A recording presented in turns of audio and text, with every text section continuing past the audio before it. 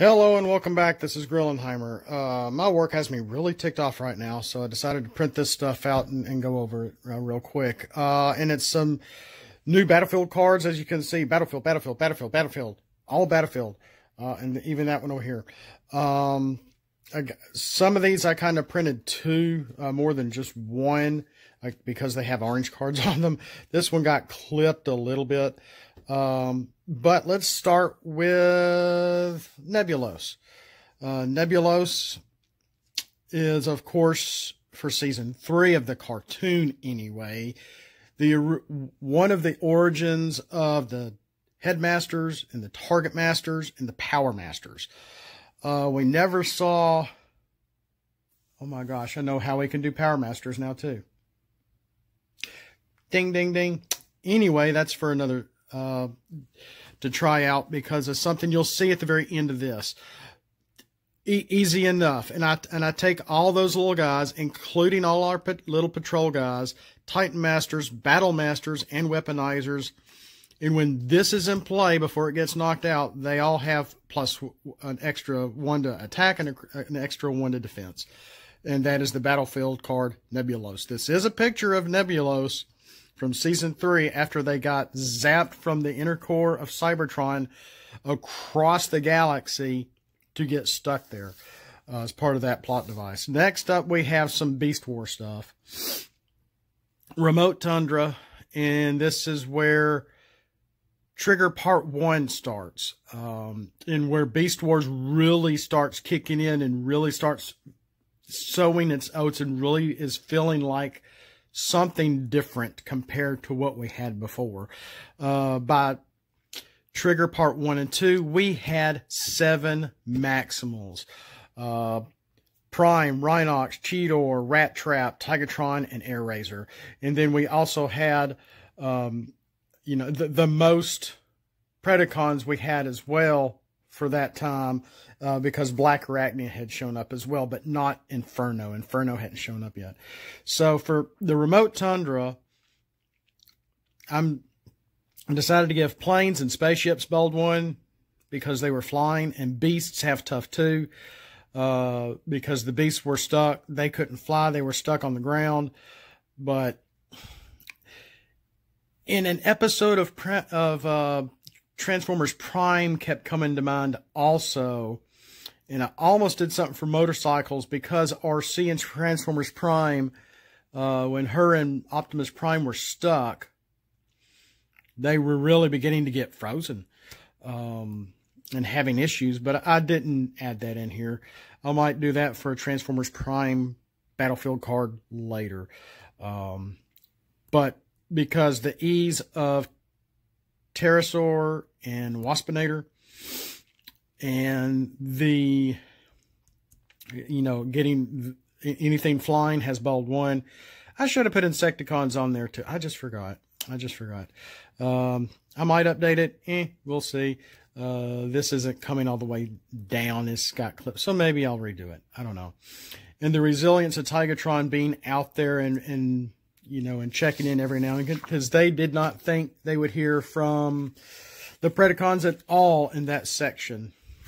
So let's go to, say I did 2 copies of those, 2 copies of Flying Island, where, I don't know why I added cars here. Beasts, cars, helicopters, and planes all have Bold 1, because, just because. Insects, motorcycles, and patrols have -1 tough. And of course, we've gone over how negative tough or -1 tough would work. It's not that hard. You just have to have tough to take off tough. Otherwise, you still get to flip for your 2 and maybe 2 more if you get a white. So this does not, negative tough does not accept white pips. White pip double flip. And then here's Maximal Base. I'm really liking going and hitting all the bases up. Home run! No. And he knocked it out of the park. Where Autobots and body modes, I'm really trying to go around and collect and utilize different traits. And then they have Bold 1. Decepticons and planes have -2 tough. And this is one of the few battlefield cards where I actually did use an orange green pip. And as you can see, they all have green pips, so you can swap them out. And then here is the Obelisk Throne Room in Black Arachnia, looking all sexy and dark and changed. I wish they had made her character look like this. I think I remember seeing some fan paints a long time ago. They just need to come back and maybe for a 30th anniversary or 35th, whatever it is this year, and say, hey, do a masterpiece of that. That would just be really cool. Easily enough, mark one character bold, one, for the duration of this card, because it can be knocked out. Right as you play this, you may not get the chance to play it because when on your opponent's turn, they may end up knocking it out. So you may only have one chance to even use this on your attack. And that's such the turbulent nature of the battlefield cards. And I did have one little solo game recently where I had two teams going together, and one deck had no battlefield cards. It was an older deck, from like waves 1 through 4, 1 through 5. I mean, had some Pierce in it, but I did not add any battlefield cards in it at all. And the other deck had maybe 1 or 2. And so there was a battlefield card in effect for most of the game. And it was really interesting. I forgot who was fighting who, per se. Now, let's get into the last ones. The Head of Unicron. It's the year 2005. That is the year 2020. Battlefield card. And I'll have this, somewhere digitally also for you to look at, closer to snapshot, whatever. Yes, I say Quintessons here because I have created Quintessons myself. They're going to get a perk fighting inside the Head of Unicron. Autobots lose their stealth. Decepticons have -2 to tough. And any character with 1 health left is KO'd. So that can happen if this is put into play. In either one of your characters, which you probably wouldn't want to do, has only 1 health, they would automatically get KO'd. You can KO an enemy that has 1 health over here with the Head of Unicron without using an action card, and then they would have to get KO'd.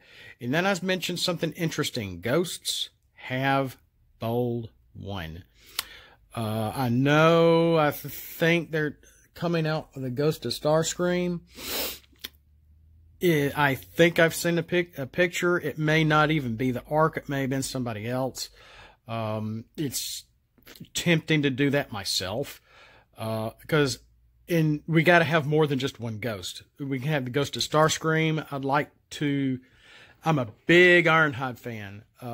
He was my favorite of the original show, and it would be neat to maybe try to draw a Ghost of Ironhide. Or a Ghost of Prime. We saw the Ghost of Prime. We saw the Ghost of Alfred Tryon. We saw a few ghosts. And give them a couple of character cards to play ghosts and have ghost Transformer characters possibly have a special ability that only they could do, maybe. And so I gave Ghosts bold 1 because the Ghost of Starscream went to the Head of Unicron to be changed back. And he did get his body back after, of course, wheeling and dealing with Unicron, which was an awesome episode. Just an awesome episode. So I'm really thinking of a lot of different things here. And maybe even putting this in a deck. And did you notice? I'm sorry, that was loud. Did you notice? I made this look nice and neat here. 1 green pip. I was originally going to make it blank.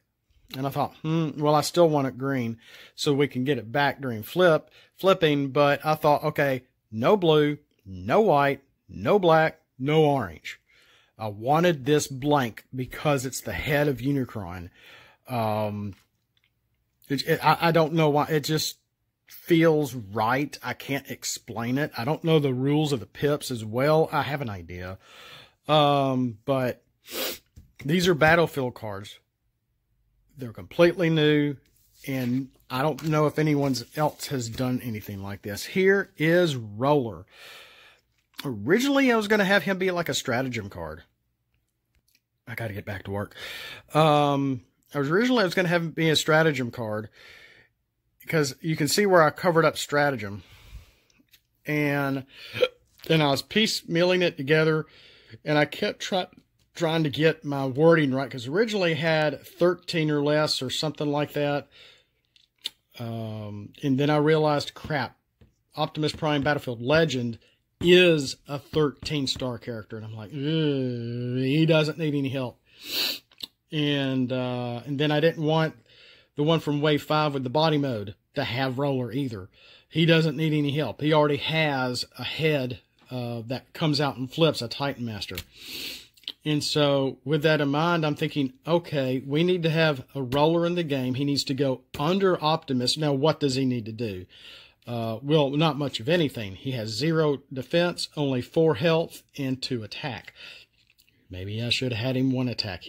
Maybe he only has 1 star. Maybe I should have given him another star. He is for primes only. Could he be used for Nemesis Prime? I don't see why not.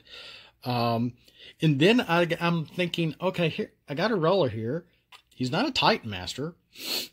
He's like just an addition to Optimus, that when the explosion on the mountain happened, he just completely forgot, didn't care about Bumblebee or Sparkplug. He was all concerned about Roller. Oh no, Roller! Well, if you read his bio, you'll understand why. That Bob Budiansky, or whatever his name is, who created Optimus Prime's personality, 1/3 of his personality is also in Roller. That's why he was so distraught, because he's still a part of himself. And so I'm thinking, what do I call this? Roller doesn't even transform. Roller is a part of Prime. He needs to be in part of the game somehow, so it would act like a Titan Master, but he's not a Titan Master. He's not a robot. He's a little car thing. So maybe he only should have had 1 attack, but I gave him 2 attack. And this does look a little piecemeal. I apologize. And so I'm thinking, well, we had Minicons in the Armada trilogy. Maybe I'll call him a Minicon. Which makes a little bit of sense, though he's not really attacker. He just, kind of like R2-D2 in the show for Optimus Prime. And we only saw Roller maybe twice. But that's really all I have. And I thought this would be a neat kind of thing, to where if you knock out someone's Prime, then Roller would come out. And you would have to knock out Roller as well. And despite his low attack, if you're able to attack with Roller, it would give you 1 extra little attack as well. Like I said, you put it under the Optimus or Nemesis Prime, or any Prime with 12 or less. So this can actually help our 7-star starter Optimus also. That might be interesting too. So with that, I am out of time. I need to go. Thanks for watching. We'll see you next time. And, I'm, still just coming up with a shload of ideas, guys. Just a shload of ideas. I hope you like these. Give a comment if you like them, or a comment if we need to change something, or, hey, what about this? I'm all up for critiques, and I'm just not getting anything. I don't know if I'm being watched or not. So, with much thanks in following along, have a great day, have a blessed day, and as always, flip out and let's roll for it.